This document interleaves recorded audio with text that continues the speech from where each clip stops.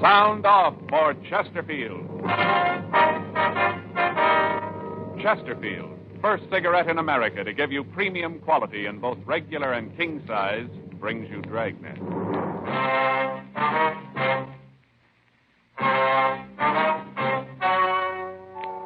Ladies and gentlemen, the story you are about to hear is true. The names have been changed to protect the innocent.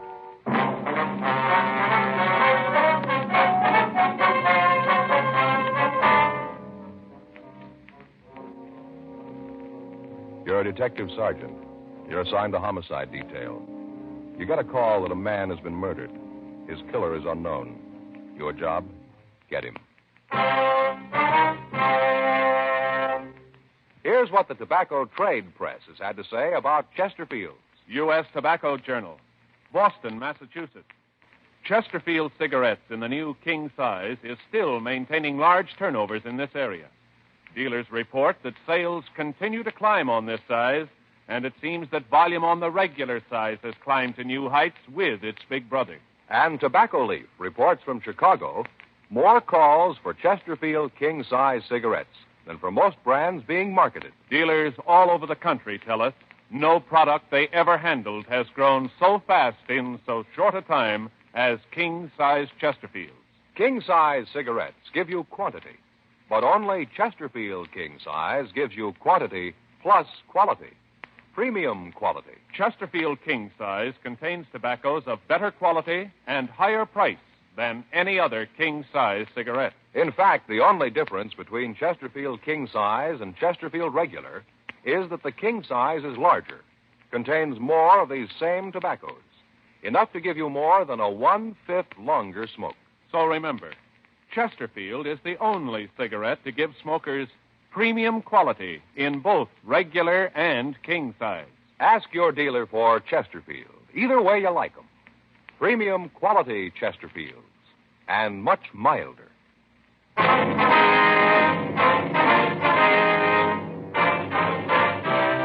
Dragnet, the documented drama of an actual crime. For the next 30 minutes, in cooperation with the Los Angeles Police Department, you will travel step by step on the side of the law through an actual case transcribed from official police files. From beginning to end, from crime to punishment, Dragnet is the story of your police force in action. It was Saturday, May 12th. It was warm in Los Angeles. We were working the day watch out of homicide detail. My partner's Frank Smith. The boss is Captain Lorman. My name's Friday. It was 8:04 a.m. when I got to room 42. Homicide. That's you, Joe? Yeah, I'm sorry I'm late, Frank. I got held up in traffic. Okay, no problem. I'll sure be glad when they get that freeway finished, won't you? Around the end of the pass this time in the morning, you can't go more than 10 miles an hour. Yeah, cars really climb up around Franklin. Mm-hmm. Oh, boy, when we get through tonight, I'm going to go straight to bed. I might not even stop to eat. All right, what's the matter? Have trouble getting sleep last night? Well, I wouldn't have had any trouble if I'd had the chance to do it. What do you mean? I don't get it. My brother-in-law. Oh, what do you have to do with it? A couple of weeks ago, he sent away for one of those courses in hypnotism at home. Uh-huh. Book got to the house yesterday right away. He's got a new career, going to go into the hypnotism business. All right. Yeah. Book tells how if you do it right, you can have full control over people, make them do things you want, all that stuff. Mm-hmm. Right away, he's got to practice on somebody. We just finished dinner, and I was all settled down to watch television. He comes in with this little book, a little bitty mirror and a candle, and the first thing he lights the candle and tells me to look at it. Concentrate, you know. Yeah. I told him to go take a run and jump, and right away Faye joins in and says I don't want him to get ahead. And I said something about the fact that he could use one, and it started. Ends up with me sitting there and him trying to control my will. Well, did it work? I don't know. Waved his hands in front of me and flashed the mirror in my eyes, and I fell asleep. Yeah.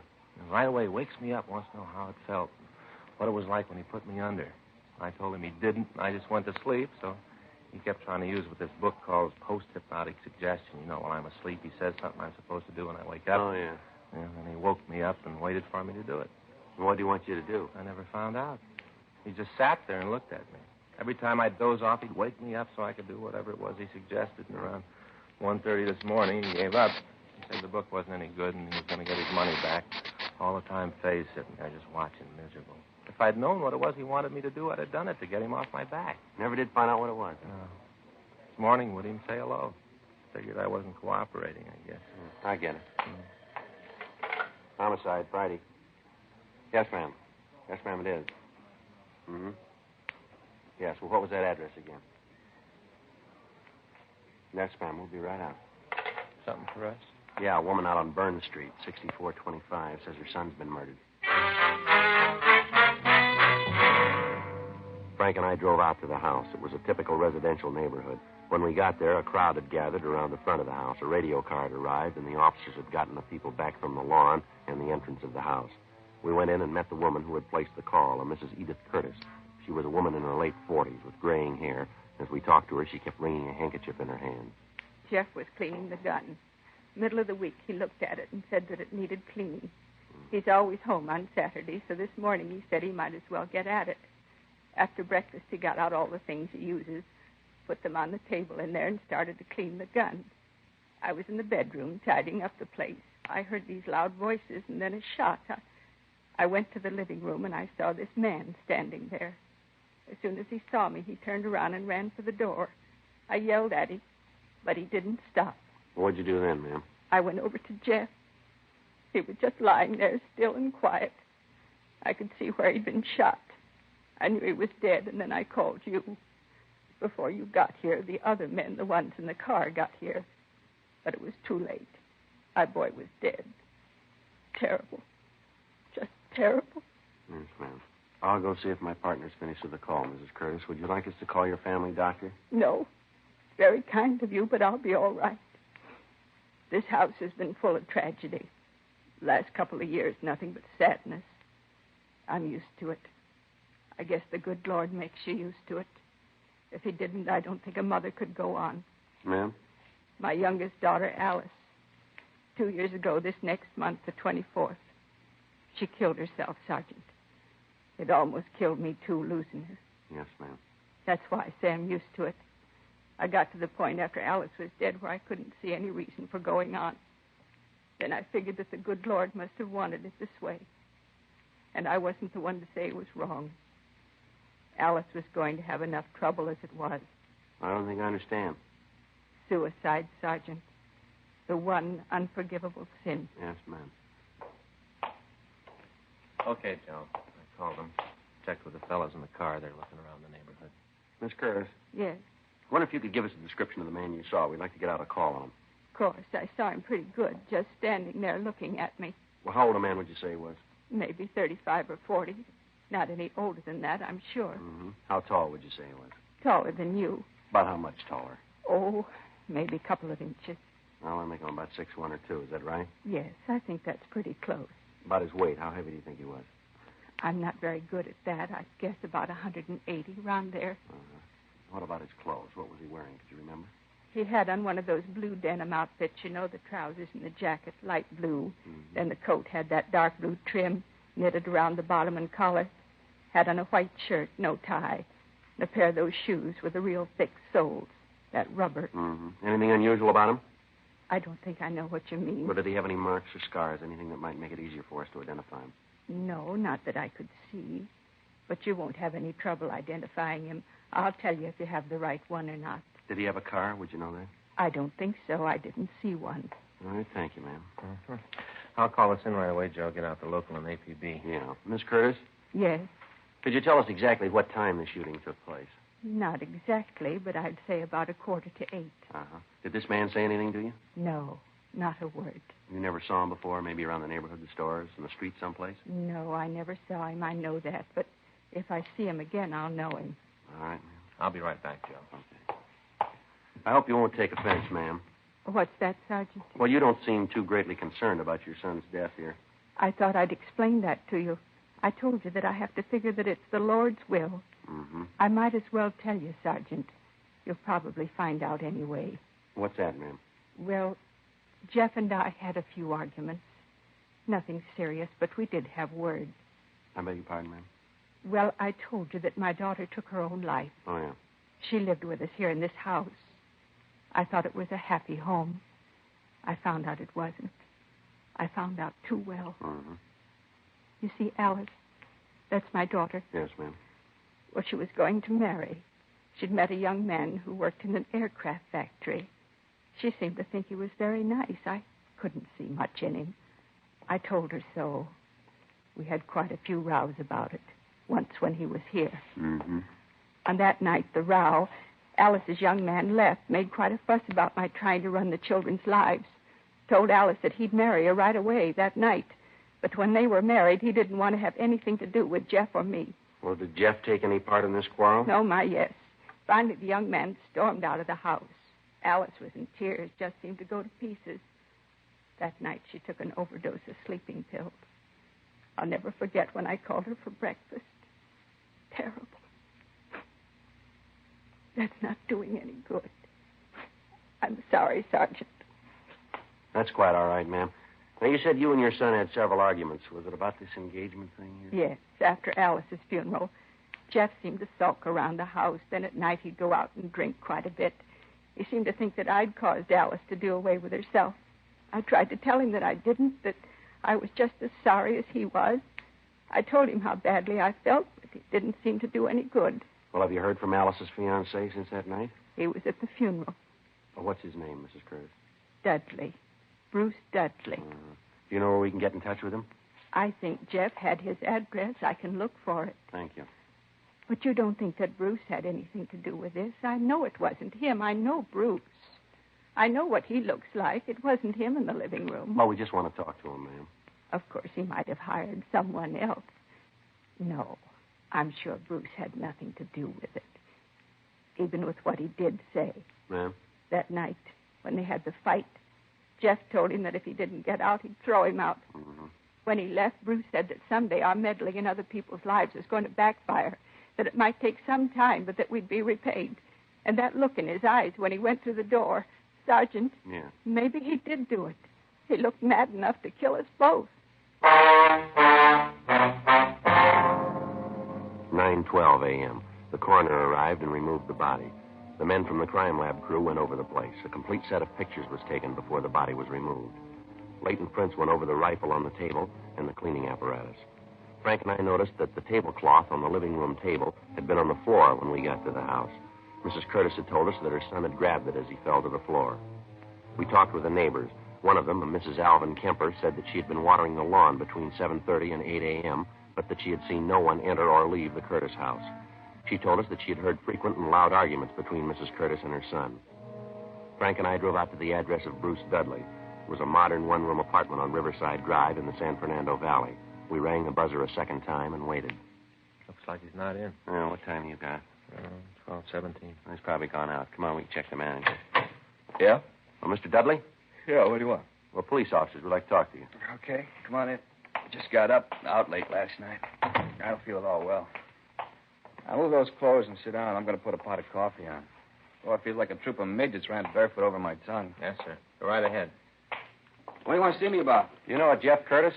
Yeah, I know him. Hey, what'd you say your names were? Well, my name's Friday. This is my partner, Frank Smith. You got any badge? Something to prove that you're cops? Yes, sir. Here's my ID. Uh-huh. Sergeant Joseph Friday. Okay. Now, what's this about Jeff? He's dead, Mr. Dudley. Dead? Yes, sir. How'd it happen? Accident? Well, we're not sure. He didn't kill himself, did he? Why do you ask that? I just thought he might have. Sister killed herself. Thought he might have done the same thing.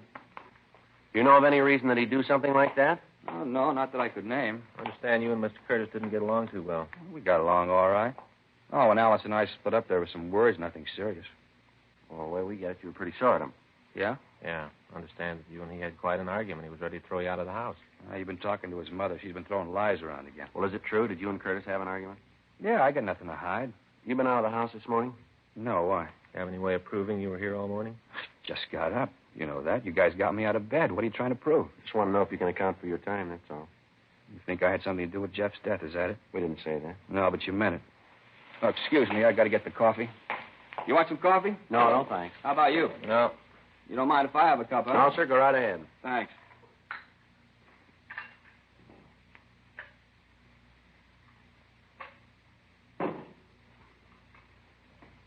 Let's face it. You guys really think I had anything to do with what happened to Jeff?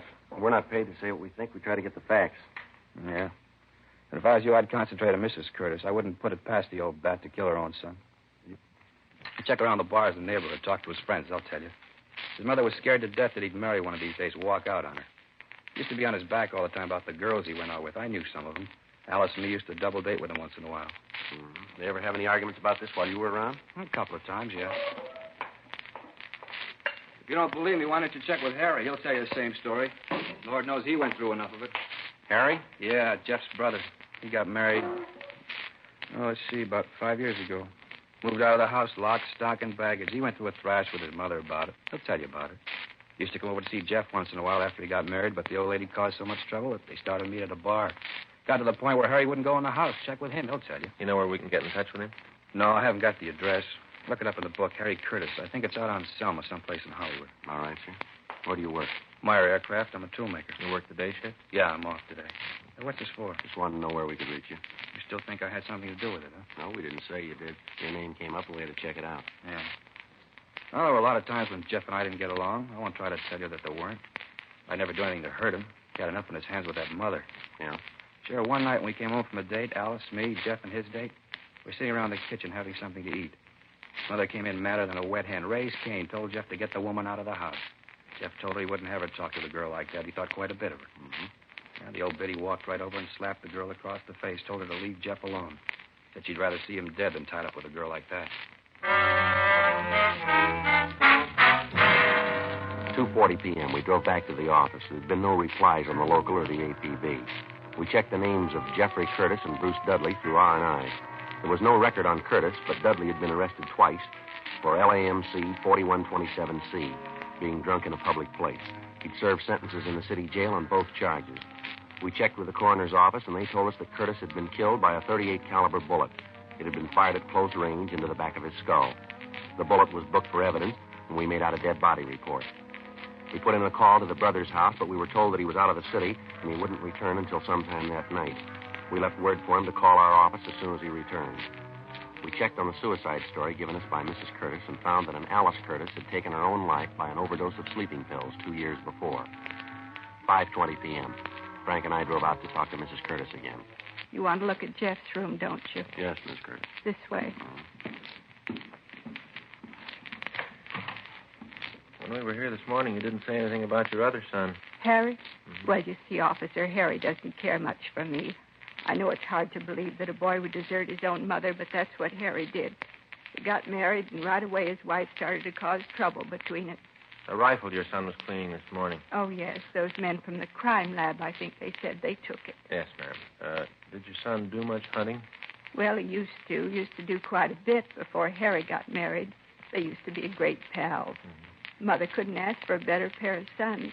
And when Harry left home, Jeff sort of gave it up.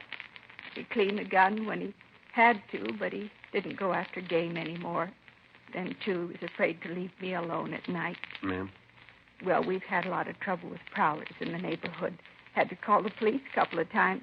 They didn't find anybody, though. Mm-hmm. These your son's clothes, ma'am? Yes, This man you saw this morning, did you notice if he had a gun? yes, he did. It was a revolver. When I came into the room, it was still smoking. Mm-hmm.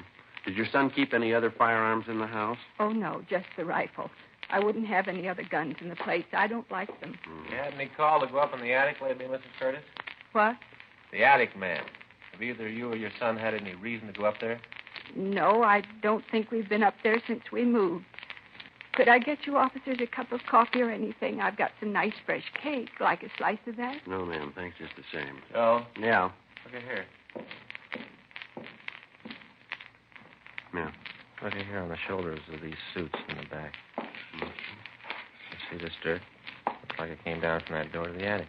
Yeah. Let me get a chair and we'll have a look. What's this all about?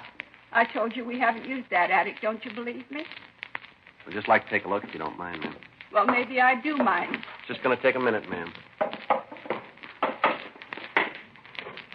I think you officers have sure got your nerve. I tried to be nice to you, help you out. Isn't enough that my boy's dead. Now you have to come in here and tear my home apart. There's something up here, Frank. I think I can reach it. Yeah, here it is. Get my pencil.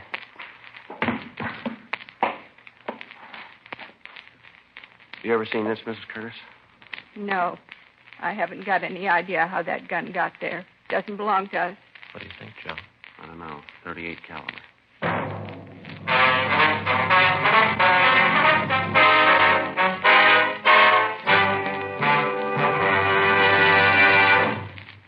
You are listening to Dragnet, the authentic story of your police force in action. And now a report every smoker should hear. Nose, throat, and accessory organs not adversely affected by smoking Chesterfields. First such report published about any cigarette. A responsible consulting organization reports a study by a competent medical specialist and staff on the effects of smoking Chesterfields. For 6 months, a group of men and women smoked only Chesterfields, 10 to 40 a day, their normal amount. 45% of the group have smoked Chesterfields from 1 to 30 years, for an average of 10 years each. At the beginning and end of the 6 months, each smoker was given a thorough examination, including x-rays, and covering the sinuses, nose, ears, and throat.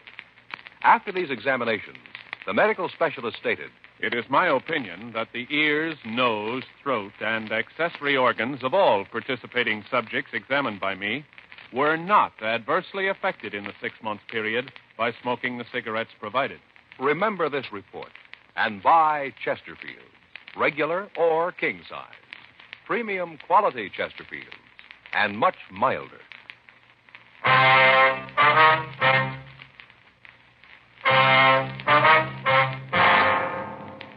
We took the gun back to the city hall. It was checked for fingerprints, but none were found. We checked with pawn shop records, but the gun had not been registered.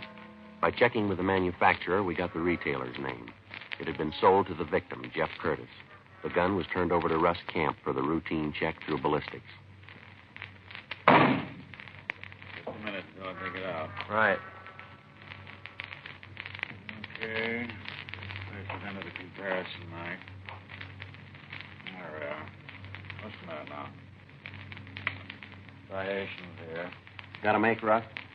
Yeah, a match. 11:46 p.m. Harry Curtis called the office. He was surprised to hear of his brother's death, but said that he would be down to see us in the morning. Frank and I checked out, and the next morning we drove out to the house on Burn Street and picked up Mrs. Curtis. We talked to her in the interrogation room. This is perfectly ridiculous. I don't understand what you're trying to get me to say. Well, maybe if we lay it out for you, ma'am. Yes, that might do it. At least it would be something. All right, when we walked into your house yesterday morning, you said that nothing in the house had been touched, that everything was just as it was when your son was killed. Is that right? Yes, I guess I said that. Like to have you be sure one way or the other, ma'am. What did you say? I said that. I hadn't touched anything. Nobody did. Uh-huh. Would you tell us what your son was doing when you left the room? I told you he was cleaning the rifle. On the living room table? Yes, that's right. What did you say he did after he was shot? I said he fell down. Did he touch anything as he fell, brush up against anything? Well, when he fell, he grabbed the tablecloth, pulled it down with him. Yes, ma'am. Well, then maybe you can explain how it was that all the things he used to clean the rifle and the gun itself were still on the table. What? How is it those things didn't come off the table when he pulled the cloth off? I don't know what you're trying to get me to say. Well, we'd like for you to tell us the truth. I'm telling that. All right, ma'am. When the crime lab went over your house, they found 2 places in the kitchen floor that had been filled in with plastic wood. The job didn't look very old. Well, what's wrong with that? Jeff took good care of the house. He might have tried to plug up some place where ants were getting in. When the men from the lab dug up the patches, they found 2 .38 caliber bullets underneath. They checked them with the bullet that killed your son. The bullets came from the same gun. I don't know what you're talking about.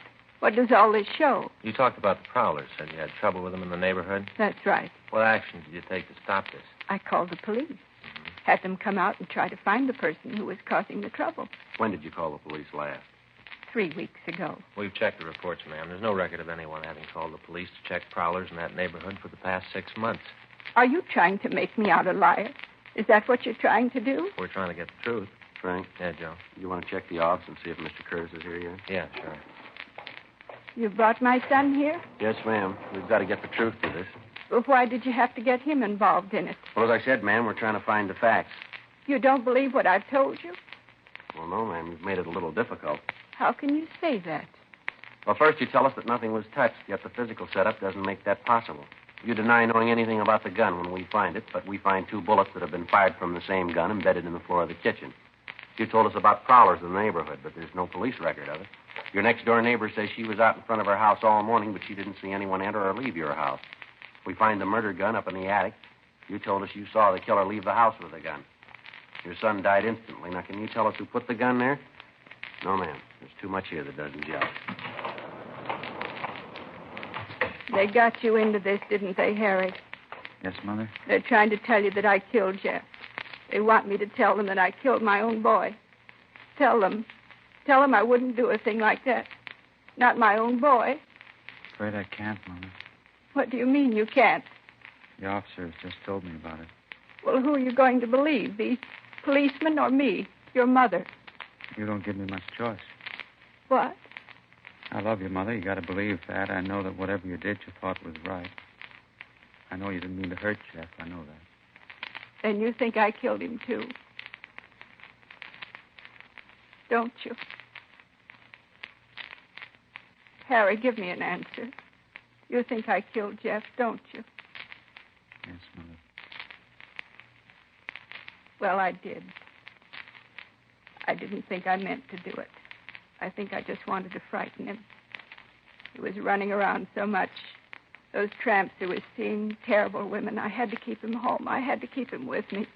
It was all I had. I'm not young anymore, Harry. You went away, then Alice.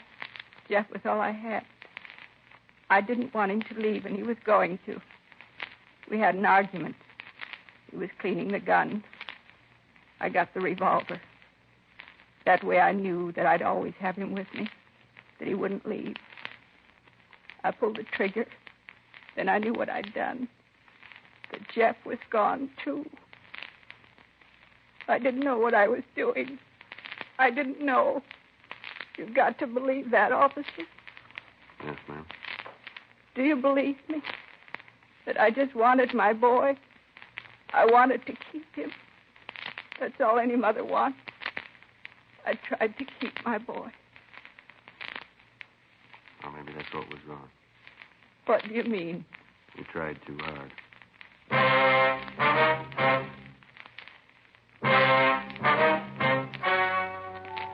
The story you have just heard was true. The names were changed to protect the innocent. On September 4th, trial was held in Department 87, Superior Court of the State of California, in and for the County of Los Angeles. In a moment, the results of that trial. Now, here is our star, Jack Webb. Each of our Dragnet case histories is based entirely on facts taken from authentic police files, and everything we tell you about Chesterfield is based on facts, too. Chesterfield, for example, was the first to name its ingredients.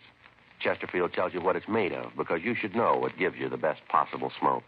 Now, that brings me to the report that George Fenneman and Hal Gibney read earlier. That, too, is based entirely on facts. Nose, throat, and accessory organs not adversely affected by smoking Chesterfield. First such report ever published about any cigarette. Remember this the next time you buy cigarettes and ask for Chesterfield. Regular or king size, premium quality Chesterfield gives you the best possible smoke.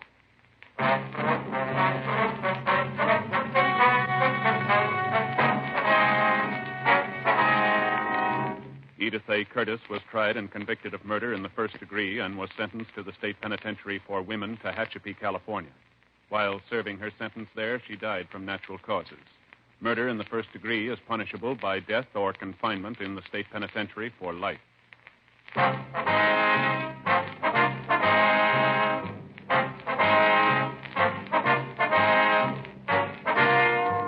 You have just heard Dragnet, a series of authentic cases from official files. Technical advice comes from the Office of Chief of Police W.H. Parker, Los Angeles Police Department. Technical advisors, Captain Jack Donahoe, Sergeant Marty Wynn, Sergeant Vance Frazier. Heard tonight were Ben Alexander, Herb Ellis, Helen Klebe, Whit Connor. Script by John Robinson. Music by Walter Schumann. Hal Gibney speaking. Tomorrow, sound off for Chesterfield. Either way you like them, regular or king size, Chesterfield gives you the best possible smoke. Much milder Chesterfield. Chesterfield has brought you Dragnet, transcribed from Los Angeles.